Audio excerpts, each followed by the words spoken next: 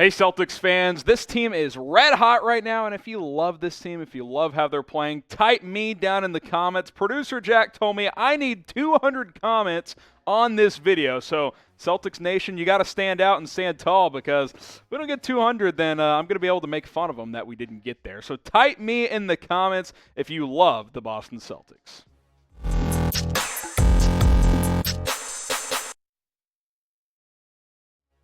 You're watching Boston Celtics Today by Chat Sports. I am Harrison Graham, and this team is smoking hot right now. And I think a big reason for that is how Ime Udoka has gotten this team to buy in and believe in what they're doing. Could he win Coach of the Year in the NBA? I think he deserves some more love. SB Nation threw this out there suggesting that he should be in the conversation to win Coach of the Year in the NBA. They've been on a heater lately. I think you look at the Eastern Conference, you're like, why can't Boston win it with how they're playing right now? Sure, they're fifth in the East, but they're also just like 2.5, 3 games back of that number one overall seed in the Eastern Conference. You think about this turnaround. Remember, it was not long ago when the Celtics were sitting at 18-21. Credit to StatMuse for these numbers here. Coaches and players called out each other. They don't want to pass the ball. Looking in the mirror, nah, they like mental toughness. Well, 21-6 later, they're sitting at 39-27. There were some player-only meetings that went down. Marcus Smart wasn't playing well. He's playing much better. The defense is elite, which has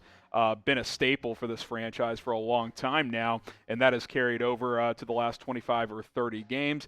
Just compare the two sides as you try to make this case for Ime Udoka to win Coach of the Year. Like I mentioned, you start 18-21. There's chatter of it's time to break up Jayson Tatum and Jaylen Brown. Fans are calling out, Ime Udoka, he ain't the guy. Well, you win 21 out of 27. You're moving up in the Eastern Conference. Top 4 spot in the East is in your sights. And now Udoka's favorite for Coach of the Year. This is why you can't overreact too quickly, and you have to give a new coach a chance. Less than 40 games in, we were ready to punt on this season. Now this team is red hot and as good as anybody in the Eastern Conference. Doesn't mean they're going to win the East and go to the finals, but they've got a shot, and that was not even thought of as a possibility 6, 7, 8 weeks ago as this team has started to mount this turnaround. And, you know, again, you just think of the Eastern Conference, these teams, you know, Miami, Philadelphia, Brooklyn, Milwaukee, a lot of good teams. Are you sure that the Celtics can't beat them in a best-of-7? I think as long as Tatum and Brown are playing like this, they got a shot. Ime Udoka had this to say about his team recently, quote, "They've bought in on the defensive side of the ball effort-wise. Offensively, they're sharing it. You see the difference as far as that. It takes a little time. It's not going to happen overnight, and I understand that. And so once they all buy in, and like I said, they've all been receptive to coaching and criticism and challenging them, and so I love this group for that." This team has bought in. They believe in Ime Udoka. I mean, when things last offseason kind of shook up where Brad Stevens was going to replace Danny Ainge in the front office and Ainge was going to retire and you're going to hire Ime Udoka, who had the Greg Popovich seal of approval, but is unproven as a head coach. I mean, there was real skepticism, and for good reason. You didn't know how Stevens was going to be in a front office. We didn't know if Udoka was going to be a good head coach. Well, at this point in the season, I think you got to feel pretty good about the direction of this Boston Celtics team, and you got to be thinking, why not make a run as soon as this year? And obviously the future is very bright with both Tatum and Brown. Should Ime Udoka win Coach of the Year? Type Y for yes, type N for no. I'm not going to sit here and say he's just a runaway favorite, but should he be in the mix? I think that's absolutely the case. Something you guys should definitely do is pick up a brand new Celtics hoodie for 25% off, at chatsports.com/Celtics hoodie. You can grab this thing today. The link is in the comments and in the description. Stay warm. It's still chilly up north, and before you know it, it'll be nicer outside as we shift closer and closer to the postseason. chatsports.com/Celtics hoodie. Could Jayson Tatum win NBA MVP this year, or is it too late? Let's discuss that next here on Celtics Today by Chat Sports. Could he be a dark horse to win Most Valuable Player? Clutch Point suggested that he should at least be in the mix, be a dark horse for the award. And reason why is because Boston's red hot, and Jayson Tatum is a reason for that. He spoke recently when he hopped on ESPN radio and said he feels like this team is finally completely his. And, you know, you can be the best player on a team for a couple of years, but it still takes time to go from being the best player on a team to being like, hey, this is my team. and that's where Jayson Tatum is at right now in his tenure with Boston. Here's what Clutch Points wrote up on this one. This is a player trending in the correct direction on a team that is winning consistently and is certainly a recipe for an MVP in the making. Boston has upcoming matchups with teams like Dallas, Golden State, Denver, and Miami. They are all contests where Tatum can prove his value to his team by leading Boston to victorious results. And those are all valid points. I think currently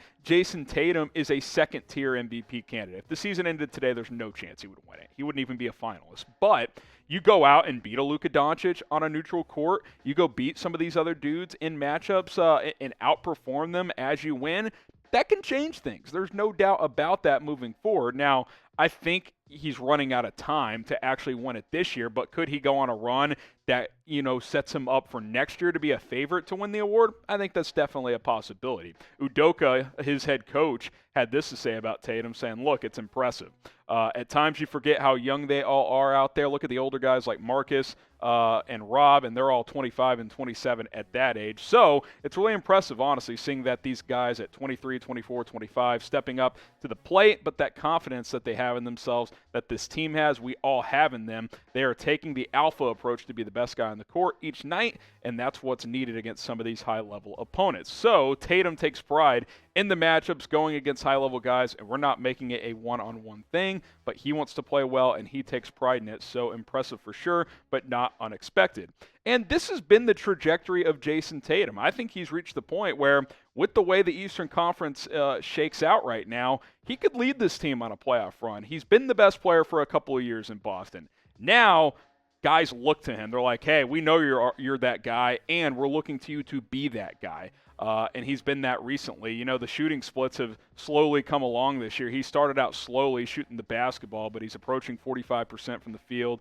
You'd like the three-point percentage to be higher, but he wants the ball in his hands in crunch time. He's improved as a rebounder and a distributor and as a defender. He is the leader of this basketball team. Now, to circle back to where he fits in the MVP race, obviously long odds, right? I mean, Ja Morant at plus 1,200 is the fourth favorite. Tatum's at plus 30,000. Again, he's going to have to play out of his mind and get some help to get into the race. But if Boston keeps winning, if he keeps hooping at a high level, then who knows? If nothing else, going into next season, he could be a top 5, top 7 candidate for the 22-23 year. What is the percentage chance that he wins it this year? It's low. It's, 2-3% chance. But it was 0 probably 6 weeks ago, and that's kind of just the trajectory of how this team has been playing over the past couple of months. I want to remind you guys to subscribe to us here at Boston Celtics Today for more Celtics news and rumors. Hit that notification bell as well. That way you never miss a video when we publish it live. Playoff push is here. Once we get into the postseason, more videos as well as once we get into the offseason. Also, lots of things coming up here on Boston Celtics Today.